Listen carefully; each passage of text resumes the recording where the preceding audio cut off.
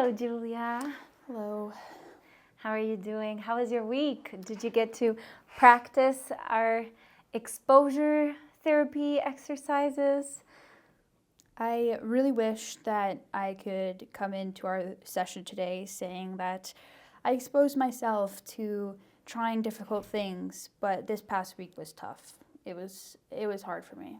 Yeah, I know we had talked about you being able to go to work, even if it feels uncomfortable when you wake up in the morning to go, and being able to socialize with your friends. Mm-hmm. Were you able to do during the week any of those goals that we had set the previous week? No, I really wish that I did, but I missed 2 days of work just because I just couldn't get out of bed. And my friends invited me to go watch a movie, and then we were going to go out to dinner. But in all honesty, I just could not imagine myself socializing at that point. So I didn't end up going. Mm-hmm. And well, you said you missed 2 days of work, that's good because at least you kind of made it to go through 3 days of work, and that's good. And I know we've talked a little bit about your anxiety when you wake up in the morning and your social anxiety in hanging out with friends, that being a deterrent.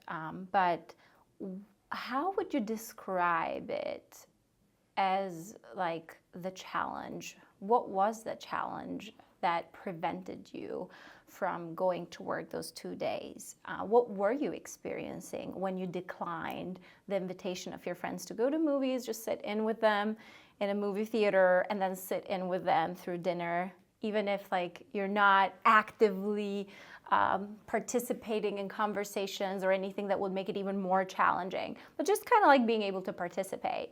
What do you feel, or how would you describe the challenge that you experienced?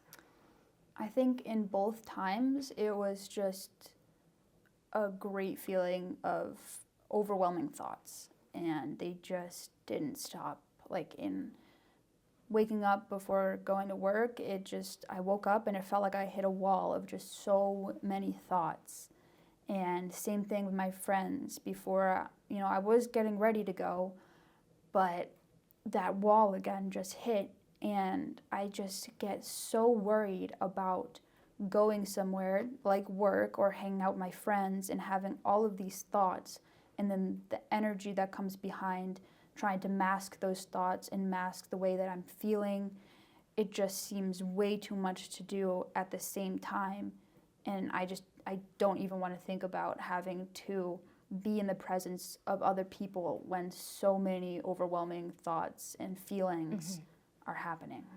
So let me know if I understood you right. So you're saying that it's challenging to kind of expose yourself to sitting in with your friends or go to work, because before you engage in those activities, you were overwhelmed by thoughts of worry, thoughts of concern about maybe like what they're thinking and how are you looking, and any worry that you have, and that those racing thoughts kind of bring overwhelming feelings like I'm not able to handle that, and then it adds onto that fear that they will be able to notice or see that you're overwhelmed and you can't hide it, so that there's this other pressure of like wanting to hide all of that nervousness, insecurity, and overwhelm, and then it feels too much to handle, the whole fear, anxiety, worry, and the emotional flooding feels too much, that the easiest thing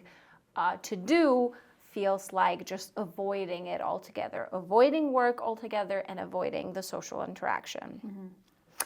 Does that feel right? Does that sound right? Yeah, I mean, I think it first starts off with just a lot of self-critical thoughts, like, oh, wake up, oh, I'm ugly, oh, I'm this, I'm that, just really negative things. And then just because it comes out of nowhere, then anxiety hits, and it's just like, where is this coming from? And then anxiety hits again because it's like, oh, I have to be somewhere and I have to look okay and I have to present like I'm doing fine. And it just feels like layers and layers of anxiety built upon really negative thoughts. So it sounds like with your negative thoughts and the focus on the negative thoughts, that kind of sets on this cycle of negative thoughts and feelings that are very overwhelming, and they make it physically so distressing and overwhelming.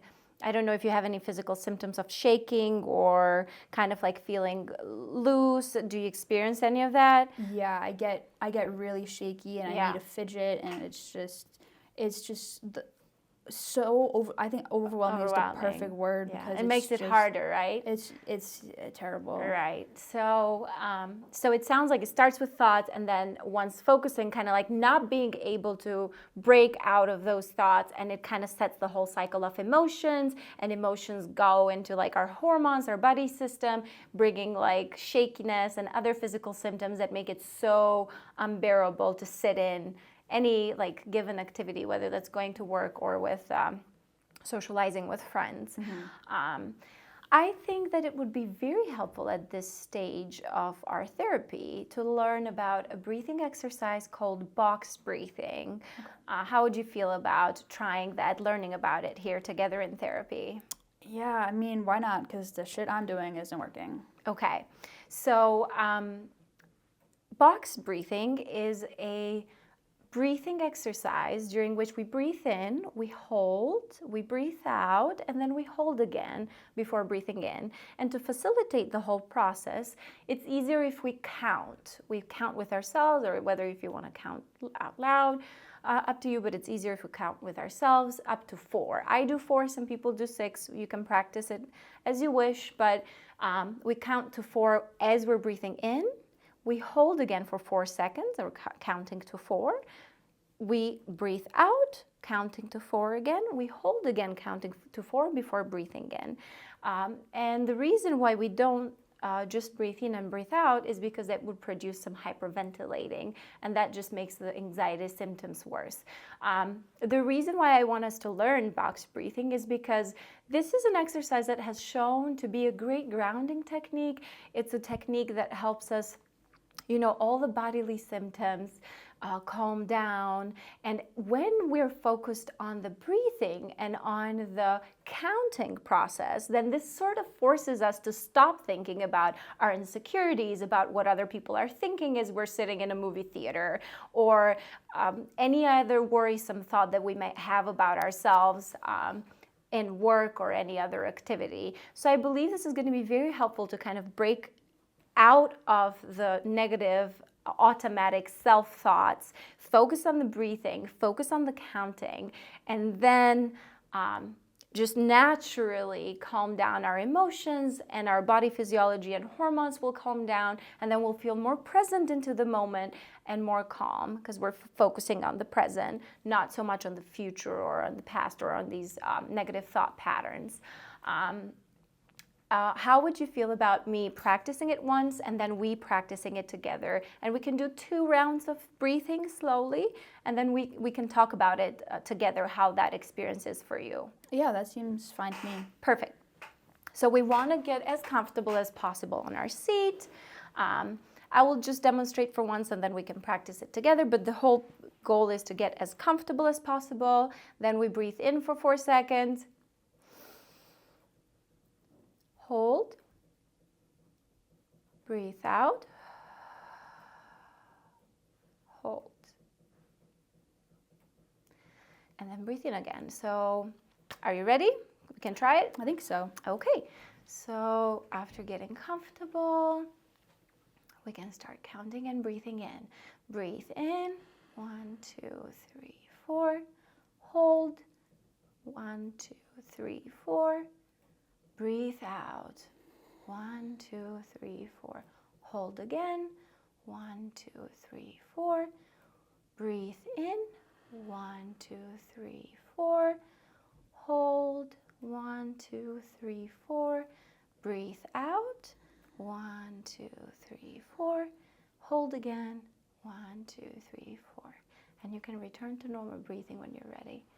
So how is that for you? Did you feel any difference in your body, in your shoulders, in the tenseness?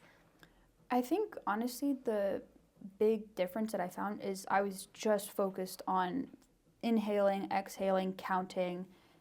There was nothing else up in here. Okay.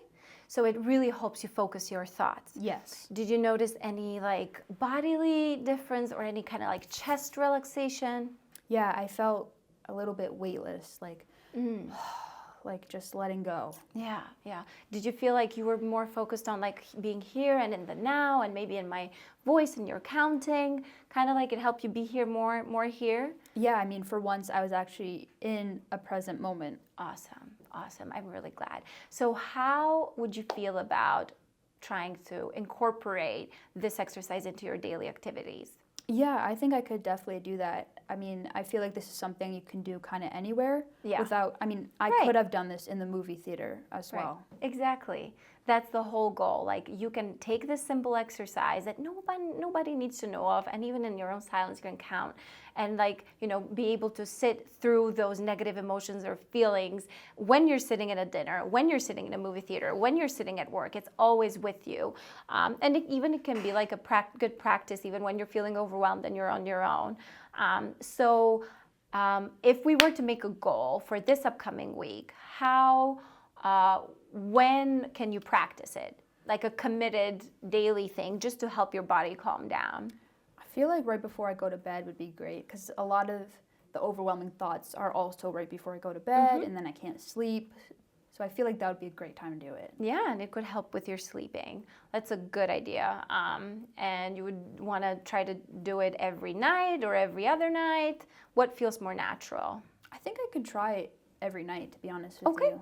Okay, so that sounds great. And what do you think that we can still try to like have the goal of like saying yes to an invitation to a dinner party, or sitting in the movie theaters, and then you always have this exercise with you if that happens? Yeah, it definitely feels like a good safety net. Okay. And I think I can push myself Okay. to socialize. That sounds great. So we will see each other next week and discuss maybe how the breathing exercise worked for you. Sounds good.